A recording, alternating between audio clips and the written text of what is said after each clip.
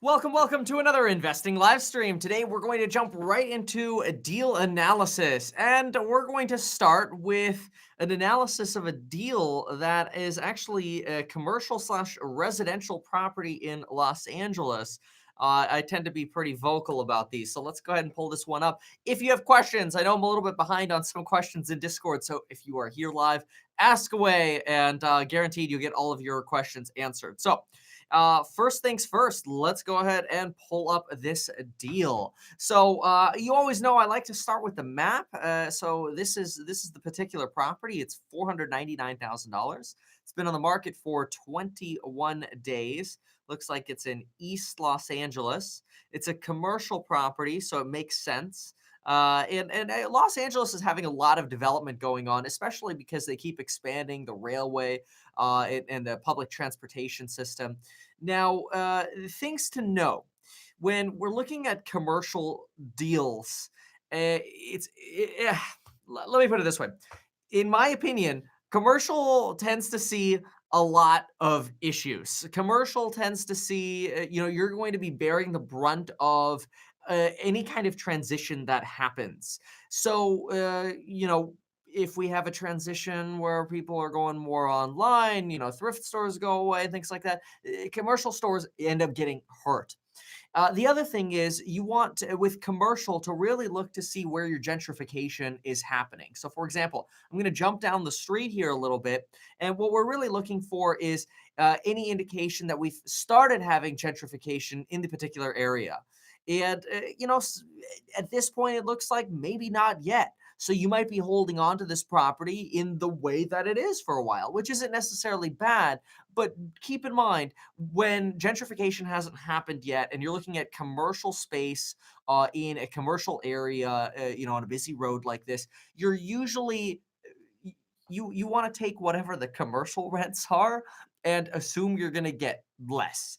That is going to be a better way to protect yourself in the event of, let's say a recession. It's a lot harder to rent out a storefront in an area that's not gentrifying than it is to rent out, actual residential units. So keep that in mind when you're looking at units like this. Now, let's read the description of the property a little bit more. This is a commercial property with 633 square feet of well-designed open space. Includes a small room offset from the main office area. There's a half bathroom, closet, storage. Great. Then you have a 1,284 square foot home that features a 3 and 2, basically, a 1.5, 3 and 1.5.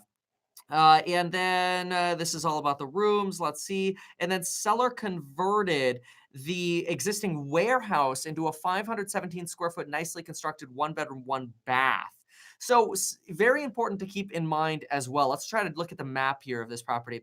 Oftentimes, when sellers do conversions, you have to be careful to make sure that they actually permitted it correctly, especially in LA. I'll tell you, like, nobody pulls permits and it's risky.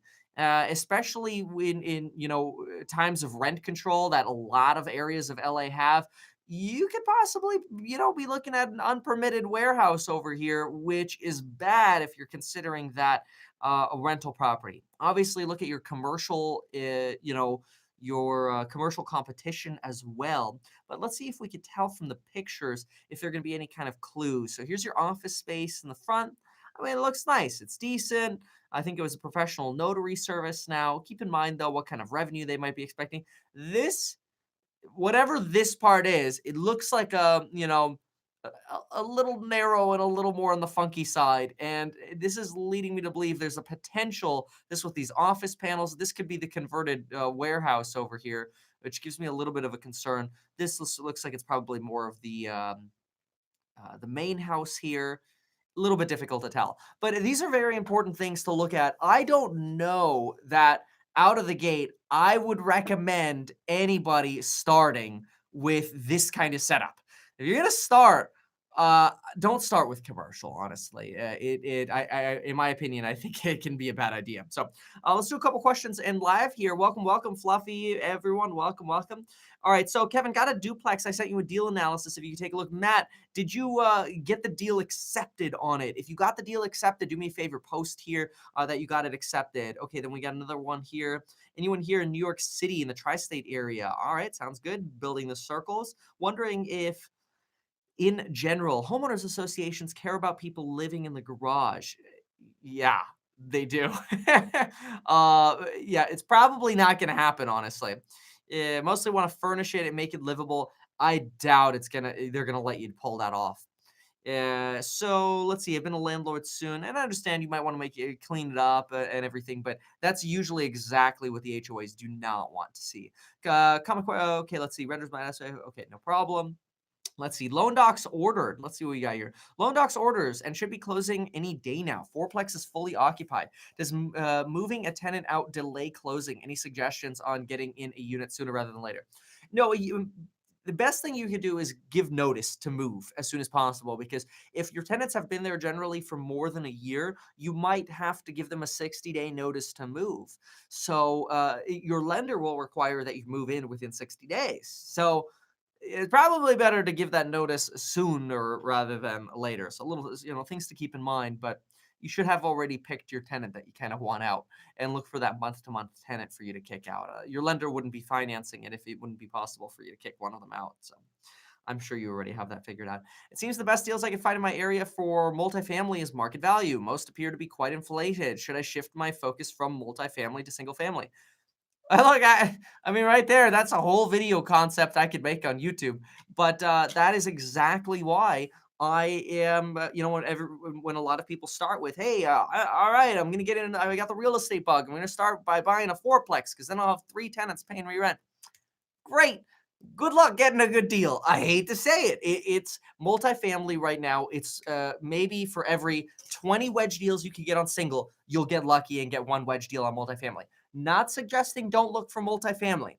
Always just want to be realistic and practical with you all that if you're looking for multifamily and you're having trouble finding those wedge deals, consider looking into house hacking a single as well, because oftentimes you can find those wedge deals a lot quicker on single family. So let me take a quick jump over here and do another deal, and then we'll come right back.